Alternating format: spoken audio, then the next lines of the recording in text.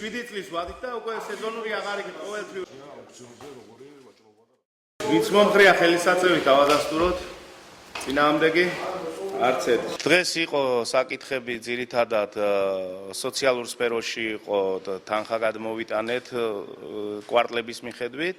ასევე იყო შუქურას თემა იცით უმაღლეს ლიგაში გადავიდა და წახალისების მიზნით კვარტლებიდან მოხდა თანხების გადმოტანა და იყო ასევე სეზონურთან დაკავშირებით პირობების დამტკიცება. მე განსაკუთრებით გამოვყოფდი უმწეო გარდაცვლის ოჯახზე თანხის ბიუჯეტში ცვლილება გამოიწვია მან, აგრეთვე საინტერესო იყო პირველი კვარტლის ანგარიშის ცნობად მიღება. გარდა ამისა, სასიამოვნო იყო ქობულეთის შუქურას წარმატების შესახებ ინფორმაცია და დაფინანსებასთან პრობლემა იყო და გამოიწვია შიგნით მათ ბიუჯეტში ცვლილება დაუმტკიცეთ.